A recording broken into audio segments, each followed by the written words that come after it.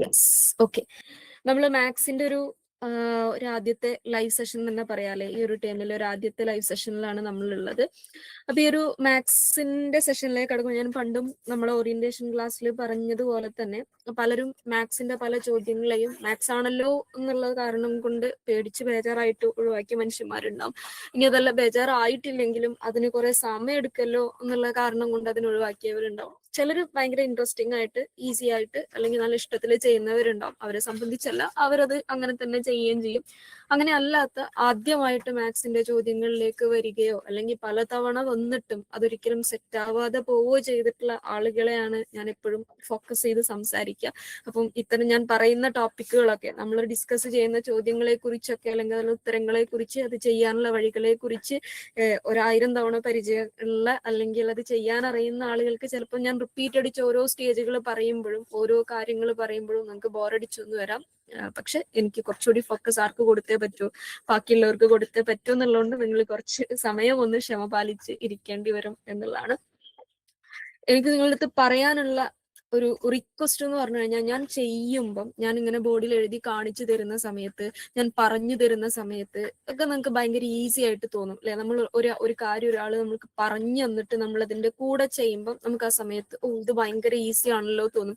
അയാൾ അങ്ങോട്ട് മാറി ഒരു 2 മിനിറ്റ് കഴിഞ്ഞ് നമ്മൾ ഒറ്റയ്ക്ക് ചെയ്യാൻ ശ്രമിക്കുന്ന സമയത്ത് പഠിച്ചോനെ ഇത് എവിടാ തുടങ്ങണ്ടേ, തുടങ്ങിയിട്ട് എങ്ങോട്ട് പോകണം, പോയിട്ട് പിന്നെ എവിടെ കൊണ്ടെത്തിക്കണം, ഇങ്ങനത്തെ സാധനങ്ങളെ കുറിച്ചൊക്കെ നമുക്ക് ഭയങ്കര കൺഫ്യൂഷൻ ഉണ്ടാവും. അത് ഒഴിവാക്കാൻ വേണ്ടി ഞാൻ ചെയ്യുമ്പം എൻ്റെ കൂടെ നിങ്ങൾക്കുള്ള എല്ലാ സംശയങ്ങളും ക്ലാരിഫൈ ചെയ്തിട്ട് എന്ത് ചെയ്യുക, എൻ്റെ കൂടെ ചെയ്യുക. അപ്പം സപ്പോസ് ഞാൻ ചെയ്തുകൊണ്ടിരിക്കുന്ന സമയത്ത് 1+1=2 ആയത് എങ്ങനെ എന്ന് പോലും ആവാം നിങ്ങളുടെ സംശയം. അപ്പൊ നിങ്ങൾ വിചാരിക്കും ഞാനിതൊരു ഗൂഗിൾ മീറ്റിൽ എല്ലാവരും ഉള്ള ക്ലാസ്സിൽ ഞാനത് ചോദിച്ചാൽ അതൊരു കുറച്ചിലല്ലേ, അല്ലെങ്കിൽ ആൾക്കാരെന്താ വിചാരിക്കുക, ഇങ്ങനത്തെ സാധനങ്ങളെ കുറിച്ചൊന്നും ആലോചിക്കേണ്ട ഒരു കാര്യമില്ല. കാരണം നമ്മളാരും റാങ്ക് കിട്ടാൻ വേണ്ടി എഴുതുന്ന ആളുകളല്ല. നമുക്കൊരു സെർട്ടൈൻ ക്വാളിഫൈഡ് മാർക്ക് വേണം, ക്വാളിഫയിങ് മാർക്ക് അറ്റൈൻ ചെയ്യണം, എന്നിട്ട് നമുക്ക് അതിൻ്റെ ഒരു ക്വാളിഫയിങ് എക്സാമിനേഷൻ പാസ്സാവണം, അത്രേ ഉള്ളൂ. അതിലപ്പുറത്തേക്ക് ഒരു റാങ്ക് എന്നൊരു ആസ്പെക്റ്റ് ഇവിടെ വരുന്നില്ലല്ലോ, പെർസെൻറ്റേജ് സ്കോർ ആണല്ലോ. അപ്പൊ അതുകൊണ്ട് തന്നെ ബാക്കിയുള്ളവർ എന്ത് വിചാരിക്കുന്നതിനെ കുറിച്ച് ഒന്നും വിചാരിക്കേണ്ട ആവശ്യമില്ല.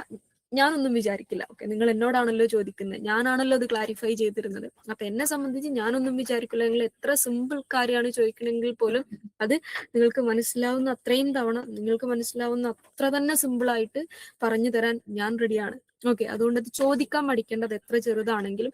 പിന്നെ ചില സാധനങ്ങളൊക്കെ ഞാനും ഈ പറഞ്ഞ പോലെ, ഞാനും നിങ്ങളെപ്പോലെ എൻ്റെ ഫീൽഡ് മാത്സ് അല്ല. ഞാനും ഈ പറഞ്ഞ പോലെ എക്സാമിന് വേണ്ടിയോ അല്ലെങ്കിൽ പഠിക്കാൻ വേണ്ടിയോ പഠിപ്പിക്കാൻ വേണ്ടിയോ ഒക്കെ, അല്ലെങ്കിൽ അങ്ങനെ പഠിച്ചു വന്നപ്പോൾ അതിനോടുള്ള ഇഷ്ടം കൊണ്ടോ അതിനോടുള്ളൊരു എന്താ പറയാ, നമുക്ക് ചില അഡ്വഞ്ചറസ് ആയിട്ടുള്ള ചില സാധനങ്ങൾ ചെയ്യാനുള്ള ഒരു ഇഷ്ടം പോലെ ഒരു ഇഷ്ടമായിട്ട് കിട്ടിയൊരു സാധനമാണ്, അല്ലെങ്കിൽ അങ്ങനെ പഠിപ്പിക്കുകയോ ചെയ്യുന്നൊരു സാധനമാണ്. അപ്പൊ സ്വാഭാവികമായും ഞാൻ ഈ പറഞ്ഞ പോലെ ഒരു ചോദ്യം കിട്ടുന്ന സമയത്ത് അല്ലെങ്കിൽ കിട്ടിക്കഴിഞ്ഞാൽ സ്വാഭാവികമായും ഞാൻ അതിനെ കമ്പയൽ ചെയ്യുന്ന ഒരു രീതിയുണ്ട്. അപ്പൊ ഞാൻ ഓൾറെഡി കമ്പയൽ ചെയ്ത് അതിനെ സോൾവ് ചെയ്ത് ഇപ്പുറത്തൊരു പേപ്പറിൻ്റെ അകത്ത്, ഇപ്പൊ ഞാൻ നിങ്ങളെ പഠിപ്പിക്കുന്ന സമയത്ത് പോലും ഇതിനെ സോൾവ് ചെയ്തൊരു പേപ്പർ എൻ്റെ മുമ്പിലുണ്ട്.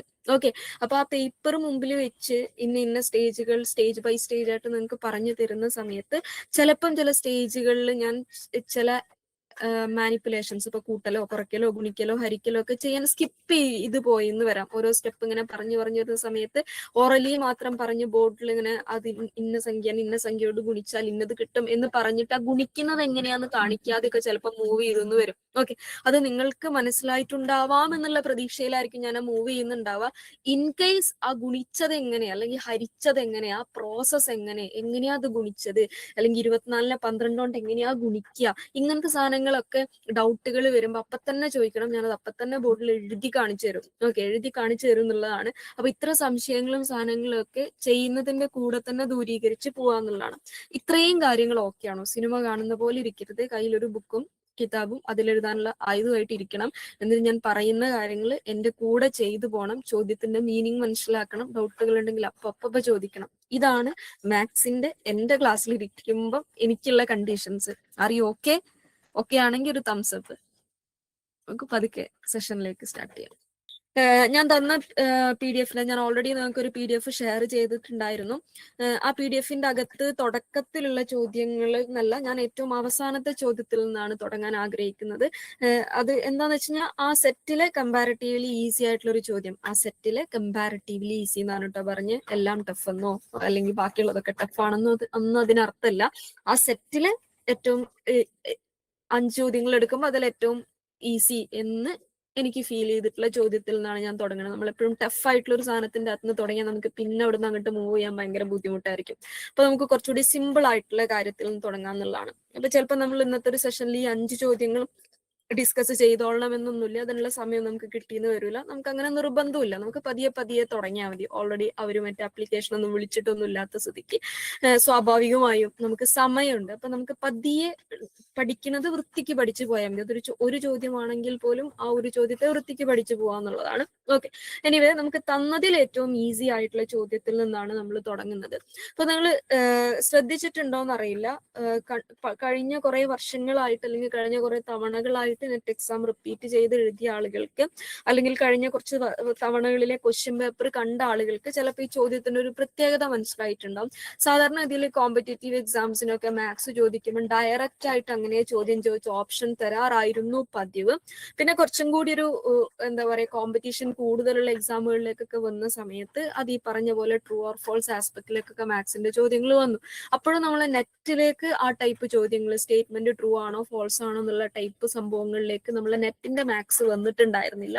പക്ഷെ കോവിഡിന്റെ സമയത്ത് നടന്ന എക്സാമിന് ശേഷം, അതായത് കോവിഡിന് ശേഷം കുറച്ച് ഗ്യാപ്പ് ഇട്ടിട്ട് ഒരു എക്സാം നടന്നുവല്ലോ, ആ എക്സാം പല ഷിഫ്റ്റുകളായിട്ടാണ്, അതായത് 88 സബ്ജക്റ്റുകൾക്ക് എക്സാം നടക്കുമ്പം ഓരോ സബ്ജക്റ്റിനും 2ഉം 3ഉം ഷിഫ്റ്റുകളായിട്ട് നടന്നു. കൊമേഴ്സിനൊക്കെ 3 ഷിഫ്റ്റുകളും 4 ഷിഫ്റ്റുകളായിട്ട് എക്സാം നടന്നിട്ടുണ്ട്.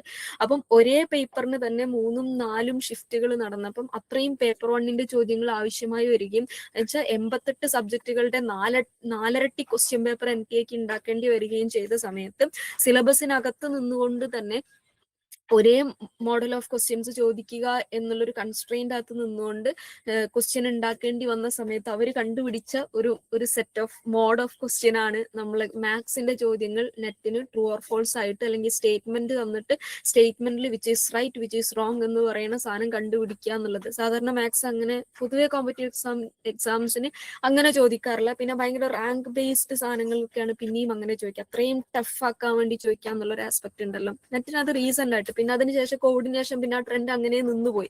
ഓക്കെ, ഇതൊരു എന്താ പറയാ, ഇതൊരു നല്ല മെത്തേഡാണെന്ന് എനിക്ക് തോന്നി കാണണം. എനിവേ, അങ്ങനെ വന്നിട്ടുള്ള വെച്ചാൽ ഇപ്പൊ നമ്മൾ ഡിസ്കസ് ചെയ്യുന്ന, നിങ്ങൾക്ക് ഞാൻ തന്ന സെറ്റ് ഓഫ് ക്വസ്റ്റ്യൻ പേപ്പറിന്റെ അകത്തുള്ള 5 ചോദ്യങ്ങളും ഒരു തവണത്തെ ഒറ്റ സെറ്റ് ഓഫ് ക്വസ്റ്റ്യൻ പേപ്പറിൽ ചോദിച്ച 5 മാത്സിന്റെ ചോദ്യങ്ങളാണ്. അതൊക്കെയും ഈ പറഞ്ഞ പോലെ സ്റ്റേറ്റ്മെന്റ് ടൈപ്പ് ചോദ്യങ്ങളായിരുന്നു.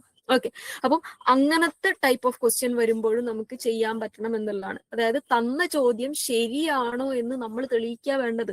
ഓക്കെ, ഇതാണ് ആ ചോദ്യത്തിന്റെ ഒരു മോഡ് വരുന്നത്. നമുക്കൊന്ന് വായിച്ചു നോക്കാം. നമ്മളോട് പറയാണ്, ഗിവൺ ബിലോ 2 സ്റ്റേറ്റ്മെന്റ്, 2 സ്റ്റേറ്റ്മെന്റ് തന്നിട്ടുണ്ട്. ഒന്ന് സ്റ്റേറ്റ്മെന്റ് 1 ആണ്, രണ്ടാമത്തെ സ്റ്റേറ്റ്മെന്റ് 2 ആണ്. സ്റ്റേറ്റ്മെന്റ് നമുക്ക് വായിക്കാം. അതിനു മുമ്പ് താഴെ നോക്കുക. In light of the above statement choose the correct answer from the option given below. എന്നിട്ട് ആ മേലത്തെ സ്റ്റേറ്റ്മെന്റ്സ് വായിച്ചിട്ട് താഴെ തന്നിരിക്കുന്ന ഓപ്ഷനിൽ ഏതാണ് കറക്റ്റ് എന്നുള്ളത് എന്ത് ചെയ്യാൻ, ഫൈൻഡ് ചെയ്യാനാണ് നമ്മളോട് പറയുന്നത്. എന്ന് പറഞ്ഞു കഴിഞ്ഞാൽ അവര് തന്ന ചോദ്യത്തിൽ തെറ്റുണ്ടോ, ശരി ഏത് തെറ്റേതെന്ന് കണ്ടുപിടിക്കണം. ഇതാണ് അവര് നമ്മളോട് ചോദിച്ചുകൊണ്ടിരിക്കുന്ന സാധനം. ഓക്കെ, അപ്പോൾ ട്രൂ ഓർ ഫോൾസ് എന്നുള്ളത് ഫൈൻഡ് ചെയ്യുക എന്നുള്ളൊരു സാധനം. അപ്പൊ ചോദ്യം വായിച്ചിട്ട് ചോദ്യത്തിൽ തെറ്റുണ്ടോ എന്ന് കണ്ടുപിടിക്കണമെങ്കിൽ ആ ചോദ്യം നമ്മൾ എന്ത് ചെയ്യണം, ഒന്ന് ചെയ്തു നോക്കണം എന്നുള്ളതാണ്. അപ്പൊ ചോദ്യത്തിൽ ഉത്തരം ഓപ്ഷൻ തന്നിട്ട് ആ ഓപ്ഷന്റെ അകത്തുനിന്ന് ശരി ഉത്തരം കണ്ടുപിടിക്കുക എന്ന് പറയുന്നത് പോലെ എളുപ്പമല്ല എന്ത്, ചോദ്യം ശരിയോ തെറ്റോ എന്ന് കണ്ടുപിടിക്കല്. ഓക്കെ, അപ്പൊ നമ്മൾ നല്ല പ്രാക്ടീസ് വേണ്ട ഒരു ടൈപ്പ് ഓഫ് ക്വസ്റ്റ്യൻ ആണെന്ന് മനസ്സിലാക്കാം. അപ്പൊ നമുക്ക് എന്തായാലും ആദ്യത്തെ സ്റ്റേറ്റ്മെന്റ് ഒന്ന് ചെയ്തോക്കെ. പറയാണ്, a vehicles speed of 30.6 kilometre per hour is the same as 5.8 metre per second എന്നാണ് പറയണത്. ഒരു വണ്ടീന്റെ സ്പീഡ് പറയാണ്, ഒരു വാഹനത്തിന്റെ സ്പീഡ് 30.6 കിലോമീറ്റർ പെർ അവർ, ഒരു മണിക്കൂറിൽ 30.6 കിലോമീറ്റർ വേഗതയിലോടുന്ന ഒരു വാഹനം ഒക്കെ ആ വാഹനത്തിന്റെ ഈ 30.6 km/h എന്ന് പറയുന്ന വേഗത എന്തിന് ഈക്വൽ ആണ് എന്നാണ് പറയണത്? 5.8 മീറ്റർ/സെക്കൻഡിന് ഈക്വൽ ആണ്. അതായത് km/h മീറ്റർ/സെക്കൻഡിലേക്ക് കൺവേർട്ട് ചെയ്താൽ, അതായത് 30.6 km/h മീറ്റർ/സെക്കൻഡിലേക്ക് കൺവേർട്ട് ചെയ്താൽ 5.8 കിട്ടുമോ? ഇതാണ് സിംപ്ലി അതിൽ ഉന്നയിക്കുന്ന ചോദ്യം. ഓക്കെ, അത് ചോദിക്കാൻ വേണ്ടി അവർ ഒരു കോണ്ടെക്സ്റ്റ് ക്രിയേറ്റ് ചെയ്തു. ആ കോണ്ടെക്സ്റ്റ് എന്താ? വാഹനത്തിന്റെ വേഗത. ഓക്കെ, ഒരു വാഹനത്തിന്റെ വേഗത 30.6 km/h ആണ്. അത് 5.8 മീറ്റർ/സെക്കൻഡിന് സെയിം ആണ്, ഈക്വൽ ആണ് എന്നാണ് സ്റ്റേറ്റ്മെന്റ് പറയുന്നത്.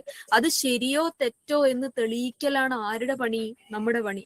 ഈ സ്റ്റേറ്റ്മെന്റിന്റെ മീനിങ്ങും അത് പറഞ്ഞ കോണ്ടെക്സ്റ്റും അത് ഉന്നയിച്ച സെൻസും നിങ്ങൾക്ക് കിട്ടിയോ? ആ സെന്റൻസിന്റെ മീനിങ് കത്തിയിട്ടുണ്ടോ? മണിക്കൂറിൽ 30.6 km വേഗതയിൽ ഓടുന്ന ഒരു വാഹനം, അതിന്റെ വേഗത അതിനെ അതായത് ഒരു സെക്കൻഡിൽ ഇത്ര മീറ്റർ എന്നുള്ള മെഷർമെന്റിലേക്ക് കൺവേർട്ട് ചെയ്താൽ അത് 5.8 മീറ്റർ/സെക്കൻഡ് ആയിരിക്കും എന്നാണ് സ്റ്റേറ്റ്മെന്റ് 1 പറയണത്. അത് ശരിയോ തെറ്റോ എന്നാണ് നമ്മൾ തെളിയിക്കേണ്ടത്. സ്റ്റേറ്റ്മെന്റിന്റെ മീനിങ് കത്തിയിട്ടുണ്ടോ?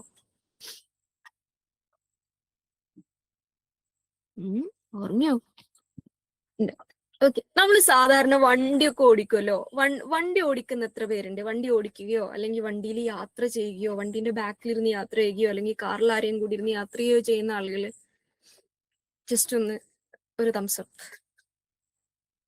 വണ്ടി ഓടിക്കുകയോ വണ്ടി ഓടിക്കുന്ന ആളുകളുടെ കൂടെ കയറിയിരുന്ന് യാത്ര ചെയ്യുകയോ. ഓക്കെ, അങ്ങനെ വണ്ടി ഓടിക്കുമ്പം നമ്മൾ 2 വീലർ ആയാലും 4 വീലർ ആയാലും നമ്മൾ സ്പീഡോമീറ്റർ ഉണ്ടാവും അല്ലെ? സ്പീഡ് കാണിക്കുന്ന സ്പീഡോമീറ്റർ ഉണ്ടാവും. ആ സ്പീഡോമീറ്ററിന്റെ അകത്ത് നമ്മൾ വണ്ടി ഓടുന്നത് എത്ര വേഗതയിലാണെന്ന് കാണിക്കും. ഓക്കെ, ആ വേഗത എന്ന് പറഞ്ഞു കഴിഞ്ഞാൽ ഒരു മണിക്കൂറിൽ ഇത്ര വേഗതയിൽ എന്നുള്ള മെഷർമെന്റിലാണ് പറയുക. അങ്ങനെയാണ് അതിന്റെ എന്താ പറയുക, സ്പീഡോമീറ്ററിന്റെ അകത്ത് നമ്മൾ വാഹനത്തിന്റെ വേഗത കാണിക്കുക. ഒരു മണിക്കൂറിൽ ഇത്ര വേഗതയിൽ ഓടുന്ന വണ്ടി എന്നുള്ള രീതിയിലാണ് പറയാ. ഓക്കെ, അപ്പൊ ഒരു മണിക്കൂറിൽ ഇത്ര വേഗതയിൽ ഓടുക എന്ന് പറയുമ്പം അതിനെ നമ്മൾ എപ്പോഴും മണിക്കൂർ എന്ന് പറയുന്ന ടൈമിലേക്കാണ് കോമൺ ആയിട്ട് പറയാ. ഇതിനെ നമുക്ക് വേണമെങ്കിൽ സെക്കൻഡിലേക്ക് കൺവേർട്ട് ചെയ്യാം, മിനിറ്റിലേക്ക് കൺവേർട്ട് ചെയ്യാം, അല്ലെ? നമ്മളെ സൗകര്യത്തിനനുസരിച്ച് നമുക്ക് ഇതിൽ ഏതിലേക്കും കൺവേർട്ട് ചെയ്യാൻ പറ്റും. സാധാരണഗതിയിൽ വേഗതയെ ഒരു കോമൺ ആയിട്ട് ജനറലൈസ് ചെയ്ത് ലോകം മുഴുവൻ പറയാറുള്ളത് km/h, ഒരു മണിക്കൂറിൽ ഇത്ര വേഗതയിൽ എന്നാണ്. നമ്മൾ കാറ്റിന്റെ ഇങ്ങനെ കാലാവസ്ഥാ പ്രവചനം നടത്തുന്നൊക്കെ കണ്ടില്ലേ? കാറ്റിന്റെ വേഗത മണിക്കൂറിൽ ഇത്ര ഇതിലായിരിക്കും വീശിയടിക്കുക എന്നൊക്കെ പറഞ്ഞിട്ട് റേഡിയോയിലൊക്കെ കാലാവസ്ഥാ പ്രവചനമൊക്കെ നടത്തുന്ന കണ്ടിട്ടില്ലേ? സോ മണിക്കൂറിലാണ് ജനറലൈസ് ചെയ്ത് പൊതുവായിട്ട് പൊതുതത്വത്തിൽ അംഗീകരിക്കപ്പെട്ട ഒരു മെഷർമെന്റ് എന്നുള്ളത്. ഇതിനെ ചില കണ്ടീഷനുകൾ, ചില അവസ്ഥകളിൽ നമുക്ക് സെക്കൻഡിലേക്കൊക്കെ കൺവേർട്ട് ചെയ്ത് സെക്കൻഡിന്റെ 100 അംശത്തിലാണ് PT ഉഷയ്ക്ക് മെഡൽ നഷ്ടമായത് എന്നൊക്കെ പറയാറില്ലേ? അപ്പൊ സെക്കൻഡ് വലിയൊരു ഫാക്ടർ ആവുന്ന ചില സന്ദർഭങ്ങൾ ഉണ്ടാവും.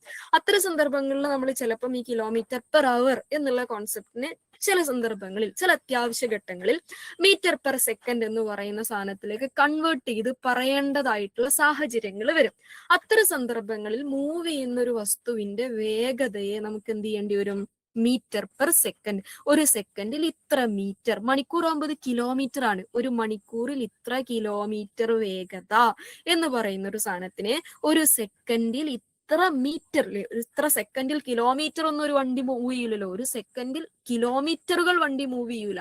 ഒരു സെക്കൻഡിൽ ഒരു സെർട്ടൈൻ മീറ്ററുകളൊക്കെ വണ്ടി മൂവ് ചെയ്യാനുള്ള സാധ്യത. ഒരു 100 മീറ്ററോ അല്ലെങ്കിൽ 50 മീറ്ററോ അല്ലെങ്കിൽ ഒരു 10 മീറ്ററോ ഒക്കെ ഒരു സെക്കൻഡിൽ ഒരു വണ്ടിക്ക് മൂവ് ചെയ്യാൻ പറ്റുണ്ടാവുള്ളൂ, അല്ലെങ്കിൽ മൂവ് ചെയ്യുന്ന ഒരു വസ്തുവിന് മൂവ് ചെയ്യാൻ പറ്റില്ല. അപ്പൊ സെക്കൻഡ് ആവുന്ന സമയത്ത് അതിനെ കിലോമീറ്ററിൽ പറയില്ല, മീറ്ററിലേ പറയുള്ളൂ. അപ്പൊ നമുക്ക് രണ്ട് മെഷർമെന്റിലും പറയാം. km/h പറയുന്ന ഒരു സാധനത്തിനെ മീറ്റർ/സെക്കൻഡിലേക്ക് കൺവേർട്ട് ചെയ്യാനുള്ള മാത്തമാറ്റിക്കൽ ഓപ്ഷൻ ഉണ്ട്.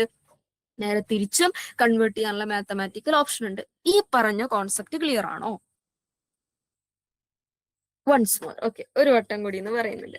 അതായത് നമ്മൾ സാധാരണ വണ്ടിന്റെയോ കാറ്റിന്റെയോ ഒക്കെ, കാറ്റിന്റെ അടുത്തോ കാലാവസ്ഥാ പ്രവചനം തന്നെ എടുക്കുക. കാലാവസ്ഥാ പ്രവചനമൊക്കെ പറയുന്ന സമയത്ത് നമ്മൾ കാറ്റിന്റെ വേഗത മണിക്കൂറിൽ ഇത്ര വേഗതയിൽ കാറ്റ് വീശിയടിക്കും എന്നൊക്കെയാണ് കാലാവസ്ഥാ പ്രവചനം നടത്തുക. മണിക്കൂറിൽ ഇത്ര വേഗതയിൽ, മണിക്കൂറിൽ 30 കിലോമീറ്റർ വേഗതയിൽ കാറ്റ് വീശിയടിക്കാൻ അതിൽ തന്ന് നമ്മൾ അങ്ങനെ സമ്മതിച്ചു കൊടുക്കാൻ പറ്റില്ല. അത് തെറ്റാണെങ്കിലോ? തെറ്റാണെങ്കിൽ നമ്മൾ സമ്മതിച്ചു കൊടുത്ത ഉത്തരം തെറ്റൂലേ? ഓക്കെ, മണിക്കൂറിൽ ഇത്ര കിലോമീറ്റർ വേഗതയിൽ കാറ്റ് വീശിയടിക്കുന്നു എന്ന് പറയുമ്പോൾ മണിക്കൂറിൽ ആ വസ്തുവിന്റെ മൂവ് ചെയ്യുന്ന ഒബ്ജക്റ്റിന്റെ വേഗത ഇത്രയാണെന്നാണ് പറയുന്നത്. ഇതേ സാധനത്തിനെ നമ്മൾ ചിലപ്പം നമുക്ക് എന്ത് ചെയ്യേണ്ടതായിട്ട് വരും, സെക്കൻഡിൽ അത് എത്ര വേഗതയിലാണ് സഞ്ചരിക്കുന്നത് എന്ന് അറിയേണ്ടതായിട്ട് വരും. അങ്ങനെ സെക്കൻഡിൽ എത്ര വേഗതയിൽ സഞ്ചരിക്കുന്നു എന്ന് പറയുമ്പോൾ സെക്കൻഡിൽ ഒരു സെക്കൻഡ് എന്ന് പറഞ്ഞു കഴിഞ്ഞാൽ കണ്ണടച്ച് തുറക്കുന്ന സമയമാണ്. ആ സമയത്തിനുള്ളിൽ കിലോമീറ്ററുകളൊന്നും ഒരു സാധനം മൂവ് ചെയ്യാൻ പോണില്ല. അത് ഏതാനും മീറ്ററുകൾ മാത്രമേ മൂവ് ചെയ്യുള്ളൂ. അതുകൊണ്ടാണ് സെക്കൻഡിലേക്ക് മാറുമ്പോൾ കിലോമീറ്റർ പെർ അവർ എന്നുള്ളതിന് പകരം മീറ്റർ പെർ സെക്കൻഡ് എന്ന് പറയുന്ന മെഷർമെന്റ് ആയിട്ട് മാറുന്നത്. ഇപ്പൊ കത്തിയോ? വൺസ് മോർ എന്ന് പറഞ്ഞാൽക്ക് ഇപ്പൊ കോൺസെപ്റ്റ് സെൻസ് മേക്ക് ചെയ്തോ? Yes, okay. ഇതേ കോൺസെപ്റ്റിന് ഒരു വണ്ടി ഓടിക്കുന്നതുമായിട്ട് എടുക്കുക. അതാണല്ലോ നമ്മുടെ കോണ്ടെക്സ്റ്റ്. എ വെഹിക്കിൾ സ്പീഡ്, ഒരു വാഹനത്തിന്റെ വേഗത 30.6 കിലോമീറ്റർ പെർ അവർ ആണെങ്കിൽ അത് ഈസ് ദ സെയിം ആസ് എന്തിന് തുല്യമാണെന്നാ പറയുന്നത്? 5.8 മീറ്റർ പെർ സെക്കൻഡിന് തുല്യമാണെന്നാ പറയുന്നത്. എന്ന് പറഞ്ഞാൽ 30.6 കിലോമീറ്റർ പെർ അവർ എന്ന മണിക്കൂറിൽ പറഞ്ഞ വേഗതയെ സെക്കൻഡിലേക്ക് കൺവേർട്ട് ചെയ്യുമ്പോൾ അത് 5.8 ആണോ എന്ന് ചെക്ക് ചെയ്യലാണ് നമ്മുടെ പണി. ഇപ്പൊ ചോദ്യം കത്തിയോ? നേരത്തെ കോൺസെപ്റ്റ് കത്തി, ഇപ്പൊ ചോദ്യം കത്തിയോ? യെസ്. ഇനി ഈ പറഞ്ഞ കഥ ശരിയോ തെറ്റോ എന്ന് നോക്കലാണേ നമ്മുടെ പണി. ഞാനൊരു വൈറ്റ് സ്ക്രീൻ ഷെയർ ചെയ്യുന്നുണ്ട്. ഷെയർ ആയാ ഒന്ന് പറയണേ. Yes, okay. ഇനി നമ്മൾ ഈ കഥ ഒന്ന് പറഞ്ഞു നോക്കാൻ പോണേ. നമ്മൾ മാത്സ് ചെയ്യണ സമയത്ത് എപ്പോഴും ശ്രദ്ധിക്കേണ്ട ഒരു കാര്യം, ചില സമയത്ത് ഒന്നാമത്തെ കാര്യം, നമ്മൾ ആരും മാത്സിൽ PG കഴിഞ്ഞ ആളുകളെല്ലാം മാത്സിൽ PG എടുക്കാൻ ഒരു പക്ഷെ ആഗ്രഹിക്കുന്ന ആളുകളുമായിരിക്കില്ല. നാളെ എടുത്തുകൂടായി ഒന്നുമില്ല കേട്ടോ, അത് ഡിപ്പെൻസ് ആണ്. എനിവേ, അപ്പൊ അങ്ങനത്തെ ഒരു കണ്ടീഷനിൽ നിൽക്കുമ്പം നമുക്ക് മാത്സിന്റെ ഒരു ചോദ്യം കിട്ടുമ്പം അതിൽ പറഞ്ഞ കഥയെ മാത്തമാറ്റിക്കലി എഴുതി നോക്കുക എന്നുള്ളത് വളരെ ഇമ്പോർട്ടന്റ് ആയിട്ടുള്ള ഒരു കാര്യമാണ്. മാത്തമാറ്റിക്കലി എഴുതി വന്നാൽ എന്താവും, അതെങ്ങനെ മുമ്പോട്ട് പോകണം എന്നുള്ളത് നമുക്കൊരു ഐഡിയ കിട്ടും. നമ്മൾ ഇപ്പൊ ചെയ്യാൻ പോണ ഒരു ചോദ്യം ഉണ്ടല്ലോ, ഈ ചോദ്യമാണ് ഏറ്റവും ടൈം ആൻഡ് ഡിസ്റ്റൻസിന്റെ ടോപ്പിക്കിലെ ഏറ്റവും ഈസി ഉള്ള ചോദ്യം കേട്ടോ, ഏറ്റവും ഈസി ഉള്ള ചോദ്യം. ഇപ്പൊ നമ്മളെടുത്ത് പറഞ്ഞ കഥ എന്താ? ഒരു വാഹനമുണ്ട്. ആ വാഹനം 30.6 കിലോമീറ്റർ പെർ അവർ വേഗതയിലാണ് ഓടിക്കൊണ്ടിരിക്കുന്നത്. ഓക്കെ, ആ ഒരു സ്പീഡിലെ അല്ലെ വേഗത എന്ന് പറയുന്നത് മണിക്കൂറിൽ 30.6 കിലോമീറ്റർ ആണ്. ആ വാഹനത്തിന്റെ വേഗത എന്ന് പറയുന്നത് മീറ്റർ പെർ സെക്കൻഡിലേക്ക് കൺവേർട്ട് ചെയ്യുമ്പോൾ 5.8 ആണോ? ഇത് ക്വസ്റ്റ്യൻ മാർക്കാണ് കേട്ടോ. ആണോ എന്നാണ് ചോദ്യം. ഈ ആണോ എന്നുള്ളതാണ് നമ്മൾ ചെക്ക് ചെയ്യേണ്ടത്. ഇത് ചെക്ക് ചെയ്യണമെന്നുണ്ടെങ്കിൽ ഒരു കിലോമീറ്റർ പെർ അവർ മെഷർമെന്റിൽ തന്നൊരു സാധനത്തിനെ മീറ്റർ പെർ സെക്കൻഡിലേക്ക് എങ്ങനെയാണ് മാറ്റുക, മീറ്റർ പെർ സെക്കൻഡിൽ തന്നൊരു സാധനത്തിനെ കിലോമീറ്റർ പെർ സെക്കൻഡിൽ അവറിലേക്ക് മാറ്റുക എങ്ങനെയാണെന്നുള്ള കോൺസെപ്റ്റുകൾ നമ്മൾ അറിയണം. ഓക്കെ, ഇത് ബൈ ഹാർട്ട് പഠിക്കേണ്ട ഒരു സാധനമാണ്. അത് ഞാൻ പറയാൻ പോണ സാധനം, അതായത് കിലോമീറ്റർ പെർ അവറിലുള്ള അല്ലെങ്കിൽ മണിക്കൂറിന്റെ വേഗതയിൽ പറയുന്ന മെഷർമെന്റ് ഉള്ള ഒരു സാധനത്തിനെ മീറ്റർ പെർ സെക്കൻഡിലേക്ക് കൺവേർട്ട് ചെയ്യണമെങ്കിൽ നിങ്ങൾക്ക് തന്ന വാല്യൂവിന് 5/18 കൊണ്ട് ഗുണിക്കണം എന്നാണ് മാത്തമാറ്റിക്കൽ റൂൾ. ഈ 5/18 വന്നതിന്റെ പിന്നിലൊക്കെ വേറെ കുറെ മാത്തമാറ്റിക്കൽ സ്റ്റെപ്പുകളും സ്റ്റേജുകളും വേറെ കുറെ അവിടെ ഉണ്ട്. അതിന്റെ ആവശ്യമൊന്നും നമുക്കില്ല. നമ്മളോട് നെറ്റിന് അതൊന്നും ചോദിക്കൂല. ഇത് പണ്ട് നമ്മൾ സ്കൂളിൽ പഠിച്ചിട്ടുണ്ട്, ഇത് എങ്ങനെയാ വരിക എന്നുള്ള സാധനങ്ങളൊക്കെ. അത്രയും ഭീകരമായ പാസ്റ്റിലേക്കോ ഭൂതകാലത്തിലേക്കോ നമ്മൾ പോവേണ്ടതില്ല. ആവശ്യമുള്ളത് മാത്രം പഠിക്കാം. ഓക്കെ, നിങ്ങൾ UPSCക്കൊന്നും പഠിക്കണ മാതിരി എല്ലാം കൂടി വാരി വലിച്ച് നെറ്റിന് പഠിക്കരുത്. ആവശ്യമുള്ള പോലെ മാത്രം പഠിക്കുക. അതിലല്ലാതെ പഠിക്കണ സമയത്താണ് നമുക്ക് ഈ സാധനം എടുത്താ പൊങ്ങാത്തൊരു സാധനമായിട്ട് മാറാം. ഇവിടെ നിങ്ങൾ എന്തുമാത്രം പഠിച്ചാൽ മതി, കിലോമീറ്റർ പെർ അവറിൽ തന്നൊരു സാധനത്തിനെ മീറ്റർ പെർ സെക്കൻഡിലേക്ക് മാറ്റാൻ ഞാൻ എന്ത് ചെയ്യണം എന്ന് ചോദിച്ചാൽ നിങ്ങൾ ഇത്രമാത്രം പറഞ്ഞാൽ മതി. 5/18 കൊണ്ട് ഗുണിച്ചാൽ എന്തായി? മീറ്റർ പെർ സെക്കൻഡിലേക്ക് മാറി എന്ന് പറഞ്ഞാൽ 30.6 കിലോമീറ്റർ പെർ അവർ എന്ന് പറയുന്നതിനെ മീറ്റർ പെർ സെക്കൻഡിലേക്ക് മാറ്റാൻ എന്ത് ചെയ്താൽ മതി? 30.6നെ 5/18 കൊണ്ട് ഗുണിച്ചാൽ മതി എന്നുള്ളതാണ് അതിന്റെ മാത്തമാറ്റിക്കൽ റൂള്. ഇനി നേരെ തിരിച്ചാണെങ്കിൽ മീറ്റർ പെർ സെക്കൻഡിൽ തന്നൊരു സാധനത്തിനെ കിലോമീറ്റർ പെർ അവറിലേക്കാണ് മാറ്റേണ്ടതെങ്കിൽ എന്ത് ചെയ്യണം എന്ന് വെച്ച് കഴിഞ്ഞാൽ വേറൊന്നും പഠിക്കണ്ട, നേരെ റിവേഴ്സ് ഇടുക. 18/5 കൊണ്ട് ഗുണിച്ചാൽ മതി. ഇതൊന്നും ഓർത്ത് വെക്കുക. ഓക്കെ, ഇതൊന്നും ഓർത്ത് വെക്കുക ആവശ്യം വരും. ഓക്കെ, എവിടെങ്കിലും ഒന്ന് ഇമ്പോർട്ടന്റ് ആയിട്ട് നേരെ തിരിച്ചാണെങ്കിൽ മീറ്റർ പെർ സെക്കൻഡിന് കിലോമീറ്റർ പെർ അവറിലേക്ക് മാറും. ഓക്കെ, അങ്ങോട്ടും ഇങ്ങോട്ടും തിരിച്ചിട്ട് റിവേഴ്സ് ആവും, അത്രേ ഉള്ളൂ. അപ്പൊ ഏതെങ്കിലും ഒന്ന് പഠിച്ചാൽ മതി, റിവേഴ്സ് ആയാൽ മറ്റേതാവും എന്നുള്ളത് ഓർത്ത് വെച്ചാൽ മതി. ഓക്കെ, ഇതാണ് സാധനം. ഇനി നമുക്ക് എന്താ ചെക്ക് ചെയ്യേണ്ടത്? 30.6 എന്ന് പറയുന്നത് 5.8 മീറ്റർ പെർ സെക്കൻഡിന് തുല്യമാണോ എന്നുള്ളതാണ്. അതറിയാൻ നമ്മൾ എന്ത് ചെയ്യണം? 30.6 kilometre per hour 5.8 metre per സെക്കൻഡിന് തുല്യമാണോ എന്ന് അറിയാൻ എന്ത് ചെയ്താൽ മതി? ആർക്കും പറയാൻ പറ്റുമോ? 30.6 kilometre per hour 5.8 metre per സെക്കൻഡിന് തുല്യമാണോ എന്നറിയാൻ നമ്മൾ എന്ത് ചെയ്താൽ മതിയാവും?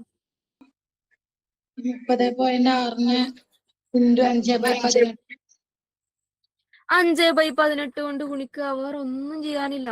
ഓക്കെ, വേറൊന്നും അതിൻ്റെ അകത്ത് ചെയ്യാനില്ല. ഓക്കെ, അതായത് 30.6 കിലോമീറ്റർ പെർ അവർ എന്നുള്ളത് മീറ്റർ പെർ സെക്കൻഡിലേക്ക് മാറ്റാൻ 5/18 കൊണ്ട് ഗുണിക്കണം. അങ്ങനെയാണല്ലോ നമ്മുടെ റൂള് പഠിപ്പിച്ചിട്ടുള്ളത്. അങ്ങനെ 5/18 കൊണ്ട് ഗുണിക്കുമ്പോൾ 5.8 കിട്ടുന്നുണ്ടോ നോക്കിയാൽ മതി. കിട്ടുന്നുണ്ടെങ്കിൽ ആ സ്റ്റേറ്റ്മെന്റ് ശരിയാണ്, കിട്ടുന്നില്ലെങ്കിൽ ആ സ്റ്റേറ്റ്മെന്റ് തെറ്റാണ്. ഇത്രേ ഉള്ളൂ കേട്ടോ. ആ സ്റ്റേറ്റ്മെന്റ് ട്രൂ ഓർ ഫോൾസ് നോക്കാനുള്ള ഒരു ഘടകം എന്ന് പറയുന്നത്. അപ്പൊ 30.6 കിലോമീറ്റർ അല്ലെ, 30.6 കിലോമീറ്റർ പെർ അവറിന് 5/18 കൊണ്ട് ഗുണിച്ചാൽ 5.8 കിട്ടുന്നുവെങ്കിൽ ആ സ്റ്റേറ്റ്മെന്റ് ശരിയാണെന്നാ പറഞ്ഞു. അപ്പൊ നമുക്കൊന്ന് ഗുണിച്ചു നോക്കാം. അപ്പൊ നമ്മൾ എന്ത് ചെയ്യണം? 30.6നെ ആദ്യം 5 കൊണ്ട് ഗുണിക്കണം, എന്നിട്ട് 18 കൊണ്ട് ഹരിക്കണം. ഇതാണല്ലോ നമ്മൾ ചെയ്യേണ്ടത്. ഓക്കെ, അപ്പൊ നമുക്കൊന്ന് ഗുണിച്ചു നോക്കാം അല്ലെ. എങ്ങനെയാ ഗുണിക്കുക?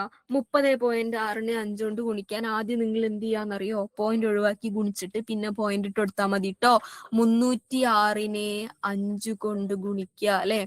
6 5 30, 3 ബാക്കി, 5 0 0, 3നെ അങ്ങോട്ട് എടുത്തെഴുതി, 5 3 15, 1530 എന്ന് കിട്ടി. ഒരു പോയിന്റ് ഉണ്ടായിരുന്നു അവിടെ, അതിനെ നമ്മളിവിടെ കൺസിഡർ ചെയ്യണം. അപ്പൊ ആ പോയിന്റിന് ഒരു സ്ഥാനം മാറ്റി ഇവിടെ ഇട്ട് കൊടുക്കും. അപ്പൊ അതെന്തായി? 153.0 എന്നായി. എന്ന് പറഞ്ഞാൽ 153 തന്നെ. അപ്പൊ ഈ സാധനം എന്തായി? 153/18 എന്നായി. ഇനി 153നെ 18 കൊണ്ട് ഹരിച്ചു നോക്കുക. 153നെ 18 കൊണ്ട് ഹരിച്ചാൽ 5.8 കിട്ടുന്നുണ്ടോ നോക്കിയാൽ മതി. കിട്ടുന്നുണ്ടെങ്കിൽ ആ സ്റ്റേറ്റ്മെന്റ് ശരിയാണ്. അപ്പൊ നമുക്കൊന്ന് ഹരിച്ചു നോക്കാം. ഇവിടെ ആയിരിക്കും അല്ലെ. എവിടെ ആയിരിക്കാം? സ്ഥലമുള്ളടത്ത് ആയിരിക്കാം. ഞാൻ ഇവിടെ ഇരിക്കുന്നുണ്ട് കേട്ടോ. 153 ഹരിക്കണം 18. ഓക്കെ, 18 കൊണ്ട് ഹരിക്കുമ്പം 15ന്ന് 18 എടുക്കാൻ പറ്റില്ല. അപ്പൊ നമ്മൾ 153നെ അങ്ങനെ തന്നെ എടുക്കണം. 153ന്ന് എത്ര വട്ടം 18 എടുക്കാം എന്ന് നോക്കാം അല്ലെ.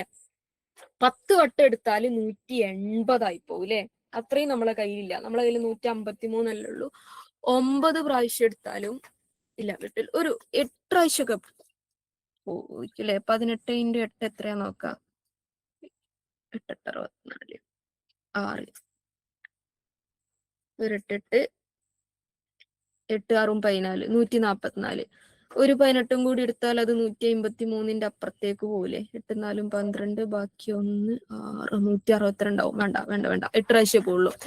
8 18 144 അല്ലെ. ഇനി 13ൽ നിന്ന് 4 പോയി കഴിഞ്ഞാല് 9, 4 4 പോയാ 0 0. ഏകദേശം 8.9 എന്ന് നമുക്ക് ജസ്റ്റ് അല്ലെ ഒന്ന് അപ്രോക്സിമേറ്റ് ആയിട്ട് 8.9 എന്ന് പറയാം. എന്തായാലും എന്തല്ല, 5.8 അല്ല. 30.6നെ മീറ്റർ പെർ സെക്കൻഡിലേക്ക് കൺവേർട്ട് ചെയ്താൽ 8 സംതിങ് ആണ് കിട്ടുക. അതൊരിക്കലും എന്തല്ല, 5.8 അല്ല എന്ന് ഉറപ്പുവരുത്തിയ നമുക്ക് കൃത്യമായിട്ട് എന്ത് പറയാം? ആ ചോദ്യത്തിലെ ആദ്യത്തെ സ്റ്റേറ്റ്മെന്റ് തെറ്റാണ് എന്ന് പറയാം. കത്തിയോ? ഏതെങ്കിലും സ്റ്റേജ് ബ്ലോക്ക് ആയോ? അങ്ങനെയാണ് നമുക്ക് അടുത്ത സ്റ്റേറ്റ്മെന്റിലേക്ക് മൂവ് ചെയ്യാൻ പറ്റുമോ? ഇനി നമ്മൾ രണ്ടാമത്തെ സ്റ്റേറ്റ്. അപ്പൊ ആദ്യത്തെ സ്റ്റേറ്റ്മെന്റിന്റെ കാര്യത്തിൽ നമ്മൾ തീരുമാനത്തിലെത്തി. ഇവിടെ നമ്മളെ ചോദ്യം, യെസ്, ഞാൻ ക്വസ്റ്റ്യൻ തന്നെ ഷെയർ ചെയ്തിട്ടുണ്ട്. ഓക്കെ, അപ്പൊ ആദ്യത്തെ സ്റ്റേറ്റ്മെന്റ് തെറ്റാണ് എന്ന് നമ്മൾ ഉറപ്പാക്കി. ഇനി അതിനെ കുറിച്ച് നമ്മൾ എന്ത് ചെയ്യേണ്ട ആവശ്യമില്ല, ടെൻഷൻ അടിക്കേണ്ട ആവശ്യമില്ല. ഞാൻ ഒരു പെൻ എടുക്കട്ടെ കേട്ടോ. ഓക്കെ, ആദ്യത്തെ സ്റ്റേറ്റ്മെന്റ് തെറ്റാണ്. സ്റ്റേറ്റ്മെന്റ് 1 റോങ് ആണ്. സ്റ്റേറ്റ്മെന്റ് 1 റോങ് ആണ് എന്ന് പറഞ്ഞു കഴിഞ്ഞാൽ സ്റ്റേറ്റ്മെന്റ് 1 ട്രൂ ആണ് എന്ന് പറയുന്ന ഓപ്ഷനെ നമുക്ക് വെട്ടിക്കളയാം അല്ലെ. സ്റ്റേറ്റ്മെന്റ് 1 ട്രൂ ആണെന്ന് പറയുന്ന 2 ഓപ്ഷനെ നമുക്ക് വെട്ടിക്കളയാം. പിന്നെ എ ആണോ സി ആണോ എന്നുള്ള കാര്യത്തിൽ മാത്രം എന്ത് ചെയ്താൽ മതി, നമ്മളൊരു തീരുമാനത്തിൽ എത്തിയാൽ മതി. ഓക്കെ, ഇപ്പൊ സ്റ്റേറ്റ്മെന്റ് 1 ഫോൾസ് ആണെന്ന് ഉറപ്പായാൽ സ്റ്റേറ്റ്മെന്റ് 1 ട്രൂ ആണെന്ന് പറയുന്ന ഓപ്ഷനുകളെ കട്ട് ചെയ്ത് ബാക്കിയുള്ളതിന്റെ കാര്യത്തിൽ മാത്രം തീരുമാനമായാൽ മതി. പക്ഷെ നമുക്ക് ഉത്തരത്തിലേക്ക് എത്തണമെങ്കിൽ സ്റ്റേറ്റ്മെന്റ് 2 കൂടി നോക്കിയേ പറ്റൂ. നോക്കാം. രണ്ടാമത്തെ സ്റ്റേറ്റ്മെന്റ് പറയാണ്, the speed of a bus is 72 kilometre per hour. The distance covered by the bus in 10 seconds is 100 metre എന്നാ പറയണേ. പറയാണ് ഒരു ബസിന്റെ സ്പീഡ് മണിക്കൂറിൽ 72 കിലോമീറ്റർ ആണ്. എന്നിട്ടോ the distance covered by the bus in 10 seconds is 100 metre. 10 സെക്കൻഡില് ആ ബസ് കവർ ചെയ്യുന്ന ഡിസ്റ്റൻസ്, ദൂരം എന്ന് പറഞ്ഞാൽ 100 മീറ്റർ ആണ്. ആ പറഞ്ഞ കഥ ശരിയാണോ എന്നാണ് ചോദ്യം. ഓക്കെ, മണിക്കൂറിൽ 72 കിലോമീറ്റർ വേഗതയിൽ ഓടുന്ന ബസ് 10 സെക്കൻഡ് കൊണ്ട് 100 മീറ്റർ ദൂരം സഞ്ചരിക്കുമെന്നാണ് പറയുന്നത്. ആ പറഞ്ഞ സ്റ്റേറ്റ്മെന്റിൽ വല്ല വസ്തുതയും ഉണ്ടോ എന്നാണ് ചോദ്യം. ചോദ്യം കത്തിയിട്ടുണ്ടോ? ഒരു ബസ്സിന്റെ കഥയാണ് പറഞ്ഞുകൊണ്ടിരിക്കുന്നത്.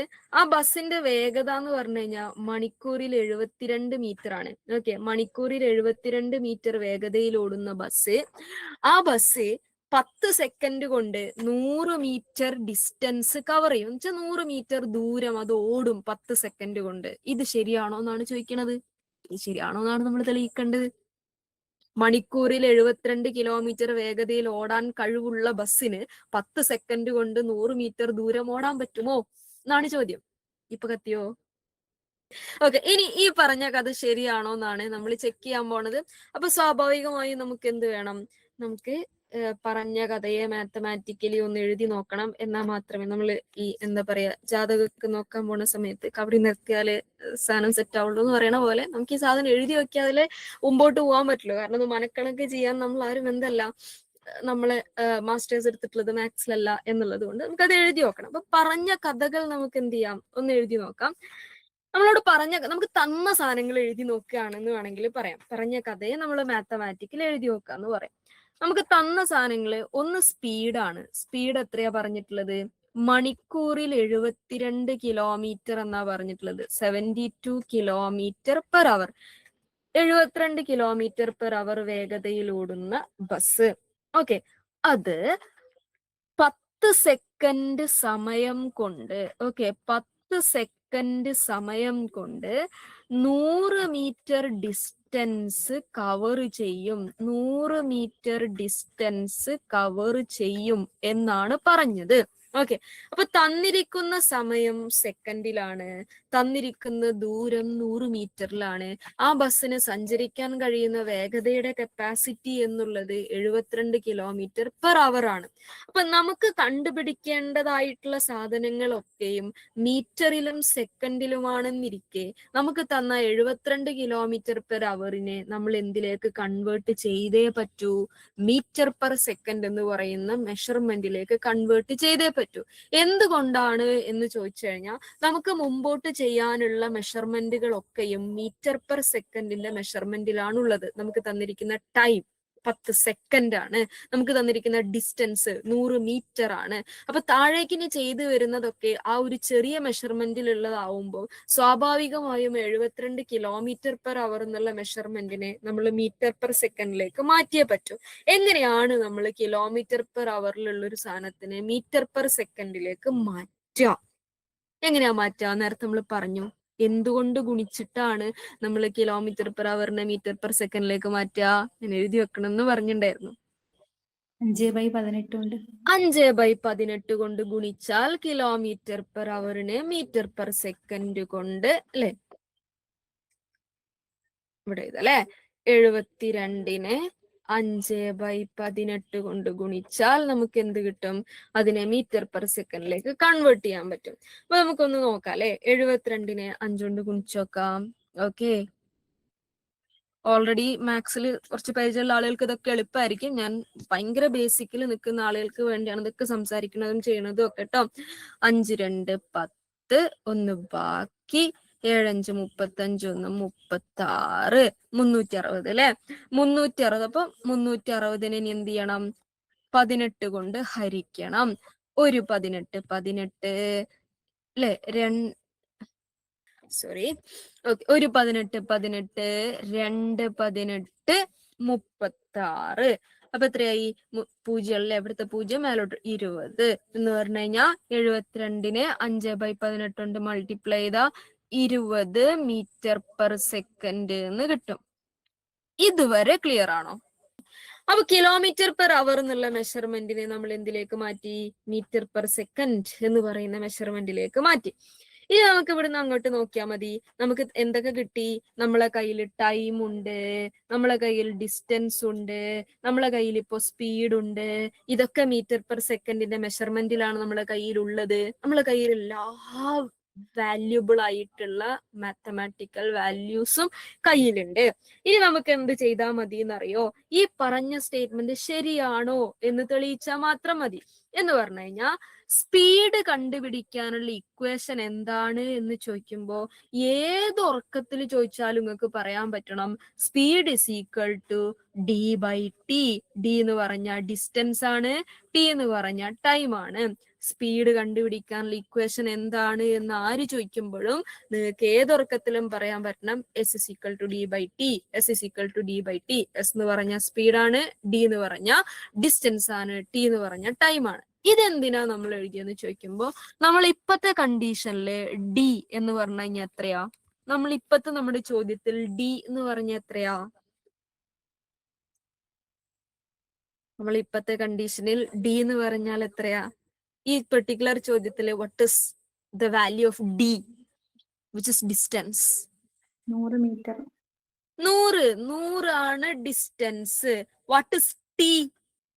10 സെക്കൻഡ്. 10 സെക്കൻഡ്. Yes, 10 second. 100നെ 10 കൊണ്ട് ഹരിച്ച എത്രയാ കിട്ടുക?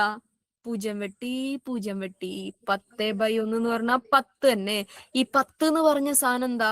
എസ് ആണ്. എസ് ഇസ് ഈക്വൽ ടു നമ്മൾ ചെയ്തോണ്ടിരിക്കണേ സ്പീഡ് എന്ന് പറഞ്ഞ 10 ആണ്. ഓക്കെ, എന്ന് പറഞ്ഞു കഴിഞ്ഞാ 10 സെക്കൻഡ് കിട്ടിയാൽ 100 മീറ്റർ കവർ ചെയ്യാൻ പറ്റുന്ന ബസ്, അതിന്റെ സ്പീഡ് എന്ന് പറഞ്ഞു കഴിഞ്ഞാൽ 10 മീറ്റർ പെർ സെക്കൻഡ് എന്നുള്ള രീതിയിലേക്ക് നമുക്ക് ഇതിനെ പറയാം. ഇനി നമ്മൾ തിരിച്ച് നമ്മളെ ചോദ്യത്തിലേക്ക് വരുന്ന സമയത്ത് അതിനെങ്ങനെയാണ് നമ്മൾ ഇതിലേക്ക് കണക്ട് ചെയ്ത് വായിക്കുക എന്നുള്ളതാണ് ചോദ്യം. എന്താ? 72 കിലോമീറ്റർ പെർ അവർ വേഗതയിൽ ഓടുന്ന ബസ്, ആ ബസ്സിന് 10 സെക്കൻഡ് കൊണ്ട് 100 മീറ്റർ കവർ ചെയ്യാൻ പറ്റും എന്നാണ് പറ്റും എന്നുള്ളത് ശരിയോ തെറ്റോ എന്നാണ് നമ്മൾ തെളിയിക്കേണ്ടത്. അങ്ങനെയാണല്ലോ ചോദ്യം. Whether it's true or false എന്നാണ് നമ്മൾ തെളിയിക്കേണ്ടത്. ഓക്കെ, 10 സെക്കൻഡ് കൊണ്ട് ആ ബസ്സിന് 100 മീറ്റർ കവർ ചെയ്യാൻ പറ്റും. പറ്റുമോന്ന് ചോദിച്ചു കഴിഞ്ഞാൽ പറ്റും. ഓക്കെ, പറ്റുമെന്ന് ചോദിച്ചു കഴിഞ്ഞാൽ പറ്റും. അതുകൊണ്ടാണ് നമുക്ക് എന്ത് കിട്ടിയിട്ടുള്ളത്? സ്പീഡ് എന്ന് പറയുന്നത്. ഓക്കെ, സ്പീഡ് എന്ന് പറയുന്നത് 10 അല്ലെ, 10 മീറ്റർ പെർ സെക്കൻഡ് അല്ലെ. സെക്കൻഡിൽ 10 മീറ്റർ അല്ലെങ്കിൽ സെക്കൻഡിൽ 10 സെക്കൻഡിൽ 100 മീറ്റർ ഡിസ്റ്റൻസ് കവർ ചെയ്യാൻ പറ്റും എന്നുള്ള ഇക്വേഷൻ ഇവിടെ എന്തായിട്ട് മാറിയത്? ഇവിടെ നമുക്ക് എസിന്റെ വാല്യൂ 10 എന്ന് തന്നെ കിട്ടിയത്. സ്പീഡിനെ നമുക്ക് എന്തായിട്ട് കിട്ടിയിട്ടുള്ളത്? 10 എന്ന്. അപ്പൊ ദാറ്റ് സ്റ്റേറ്റ്മെന്റ് ഈസ് ട്രൂ എന്ന് നമുക്ക് എന്ത് ചെയ്യാം? റീഡ് ചെയ്യാൻ പറ്റും. ഓക്കെ, അപ്പൊ ഇങ്ങനെ ഒരു സ്റ്റേറ്റ്മെന്റ് തരുന്ന സമയത്ത് നമുക്ക് തന്നിരിക്കുന്ന വാല്യൂ എന്തിലാണോ ഉള്ളത്, അല്ലെങ്കിൽ നമുക്ക് മുമ്പോട്ട് പോകേണ്ട വാല്യൂ എന്തിലാണോ ഉള്ളത് അതിലേക്ക് ബാക്കിയുള്ള ഡാറ്റനെ കൺവേർട്ട് ചെയ്യാൻ നമുക്ക് പറ്റണം. ഇപ്പൊ കിലോമീറ്റർ പെർ അവറിലുള്ള ഒരു സാധനത്തിന് മീറ്റർ പെർ സെക്കൻഡിലേക്ക് നമുക്ക് കൺവേർട്ട് ചെയ്യാൻ പറ്റണം. ഓക്കെ, എന്നാൽ മാത്രമേ നമുക്ക് മുമ്പോട്ട് പോകാൻ പറ്റുള്ളൂ. അങ്ങനെ കൺവേർട്ട് ചെയ്ത് കഴിഞ്ഞിട്ടാണ് എന്ത് ചെയ്യേണ്ടത്?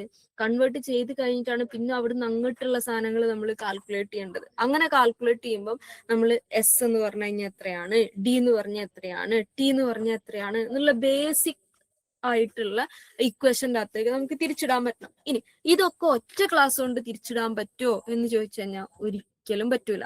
കഴിഞ്ഞ ക്വസ്റ്റ്യൻ പേപ്പറുകളിലൊക്കെ ചോദിച്ചിട്ടുള്ള കുറേ സാധനങ്ങൾ നമ്മൾ വീണ്ടും വീണ്ടും വീണ്ടും വീണ്ടും ചെയ്ത് തിരിച്ചും മറിച്ചും തിരിച്ചുള്ള ചോദ്യങ്ങൾ പരിചയപ്പെട്ട് നമ്മൾ ക്ലാസ്സുകളിൽ തന്നെ പല ചോദ്യങ്ങളും പരിചയപ്പെട്ട് കഴിയുന്ന സമയത്ത് മാത്രമേ നമുക്ക് ഈ പറഞ്ഞ പോലെ ഏതിനെ ഏതൊക്കെ രീതിയിൽ പ്ലേസ് ചെയ്യണം, ഏതിനെ ഏതൊക്കെ രീതിയിൽ മാനിപ്പുലേറ്റ് ചെയ്യണം എന്നുള്ളത് മനസ്സിലാക്കാൻ പറ്റുള്ളൂ. അപ്പൊ ഞാൻ അടുത്ത ക്ലാസ്സിലേക്ക് ചെയ്യാൻ ഞാൻ കുറച്ച് സാധനങ്ങൾ, കുറച്ച് ബേസിക് ആയിട്ടുള്ള കുറച്ച് സാധനങ്ങൾ തരട്ടെ. ജസ്റ്റ് ഒന്ന് എഴുതിയെടുക്കുവോ? എന്നിട്ട് നിങ്ങൾ അടുത്ത ലൈവ് സെഷൻ ആകുമ്പോഴേക്കും ജസ്റ്റ് സ്വന്തമായിട്ട് നിങ്ങൾ, ഞാൻ ഒരു കാര്യം കൂടി പറയാം, നിങ്ങൾ കാൽക്കുലേറ്റേഴ്സ് ഉപയോഗിക്കരുത്. അയ്യോ സ്ക്രീൻ കാൽക്കുലേറ്റേഴ്സ് ഉപയോഗിക്കരുത്. കാരണം ഒന്നാമത് നമുക്ക് കാൽക്കുലേറ്റർ എക്സാം മോഡിൽ ഉപയോഗിക്കാൻ പാടില്ല, അതൊന്ന്. പിന്നെ നമ്മൾ പഠിക്കുന്ന സമയത്ത് കാൽക്കുലേറ്റേഴ്സ് ഉപയോഗിച്ച് കണക്ക് ചെയ്ത് തുടങ്ങിക്കഴിഞ്ഞാലുള്ള പ്രശ്നം എന്താന്ന് വെച്ച് കഴിഞ്ഞാൽ, നമുക്കിത് എങ്ങനെ ചെയ്യണം എന്നുള്ളതൊക്കെ അറിയാൻ മതിയോ, നമുക്ക് സ്റ്റേജസ് അറിയാം, ഇത് ഇങ്ങനെയാ ചെയ്യേണ്ടതെന്നൊക്കെ അറിയാം. പക്ഷെ നമ്മളിത് കൈകൊണ്ട് സ്വന്തമായിട്ട് ചെയ്യുമ്പോൾ എക്സാം മോഡിൽ ആ സ്പീഡ് കിട്ടൂല. സാധാരണ നമ്മൾ പഠിക്കുമ്പോൾ കാൽക്കുലേറ്റർ ചെയ്ത് ശീലിച്ചു കഴിഞ്ഞാൽ, ഇപ്പൊ പഠിക്കുന്ന സമയത്ത് കാൽക്കുലേറ്ററിൽ ചെയ്യാതെ മാക്സിമം മാനുവലി തന്നെ മനസ്സിൽ കണക്ക് കൂട്ടിയിട്ടും എഴുതി കണക്ക് കൂട്ടിയിട്ടും ചെയ്യണം. ഞാൻ കുറച്ച് കണക്കുകൾ തരട്ടെ, റാൻഡം ആയിട്ട് കുറച്ച് കണക്കുകൾ. നിങ്ങൾ അതൊന്ന് അടുത്ത ക്ലാസ്സിലേക്ക് സെറ്റാക്കി എഴുതി ജസ്റ്റ് നമുക്ക് അടുത്ത ക്ലാസ്സിൽ അത് വെച്ച് തുടങ്ങാം. ഇപ്പൊ നമ്മളിവിടെ മീറ്റർ പെർ സെക്കൻഡ് കണ്ടുപിടിച്ചില്ലേ, കിലോമീറ്ററിനെ കണ്ടുപിടിച്ചു. അത് അതിന്റെ ആവശ്യം ഉണ്ടായിരുന്നു. 20 മീറ്റർ പെർ സെക്കൻഡ്. എന്തിനാണ് നമ്മൾ ആ മീറ്റർ പെർ സെക്കൻഡിലേക്ക് കൺവേർട്ട് ചെയ്തത് എന്നാണോ ചോദ്യം? അല്ല, ഇപ്പോ ആൻസർക്ക് എത്താൻ ലാസ്റ്റ് ആ സ്പീഡ് കണ്ടുപിടിക്കല്ലേ വണ്ടി? സ്പീഡ് കണ്ടുപിടിക്കാണ് വേണ്ടത്. അത് ടൈം ബൈ. ഇല്ല, അത് കൺവേർട്ട് ചെയ്യണമെന്ന് നിർബന്ധമൊന്നുമില്ല. കാണുമ്പോ കൺഫ്യൂഷൻ ആവാതിരിക്കാൻ വേണ്ടി കൺവേർട്ട് ചെയ്തു എന്നേ ഉള്ളൂ. പിന്നെ നമ്മൾ പറഞ്ഞൊരു സാധനത്തിനെ വീണ്ടും പരിചയപ്പെടുത്തുക, ഫെമിലിയറൈസ് ആവുക എന്നുള്ളൊരു സാധനം നമ്മൾ ചെയ്തു വരുമ്പോൾ നമുക്ക് പല സ്റ്റേജുകളും നമ്മളിങ്ങനെ ചില ചോദ്യങ്ങൾ ചെയ്തു വരുന്ന സമയത്ത്, കുറച്ചങ്ങോട്ട് എത്തുന്ന സമയത്ത് നമുക്ക് ചില സ്റ്റെപ്പുകൾ ഒഴിവാക്കുക എന്നുള്ളൊരു കണ്ടീഷനിലേക്ക് നമ്മൾ എത്തും. ഇത്തരം കണ്ടീഷനിൽ നമ്മൾ ആ സ്റ്റെപ്പുകളെ ഒഴിവാക്കുക. പഠിക്കുന്ന സമയത്ത് നമ്മൾ ബേസിക് ആയിട്ടുള്ള എല്ലാം ഇങ്ങനെ പറഞ്ഞിട്ട് പോകും. ഞാൻ കുറച്ച് മെഷർമെന്റുകൾ തരാം. 28 മീറ്റർ പെർ സെക്കൻഡ്, ഇതിനെ കിലോമീറ്റർ പെർ അവറിലേക്ക് നിങ്ങൾ കൺവേർട്ട് ചെയ്യണം കേട്ടോ. പിന്നെ ഉള്ളത് 41.21 മീറ്റർ പെർ സെക്കൻഡ്, അതിന് കിലോമീറ്റർ പെർ അവറിലേക്ക് കൺവേർട്ട് ചെയ്യണം. പിന്നെ ഉള്ളത് 93.7 കിലോമീറ്റർ പെർ അവറിനെ മീറ്റർ പെർ സെക്കൻഡിലേക്ക് കൺവേർട്ട് ചെയ്യുക. 21 കിലോമീറ്റർ പെർ അവറിനെ മീറ്റർ പെർ സെക്കൻഡിലേക്ക് കൺവേർട്ട് ചെയ്യാം. ഈ 4 സാധനം ഒന്ന് അടുത്ത ക്ലാസ്സിലേക്ക് ചെയ്തിട്ട് വരുമോ? നമുക്ക് ഇതിൽ തുടങ്ങാം അടുത്ത ക്ലാസ്സിൽ.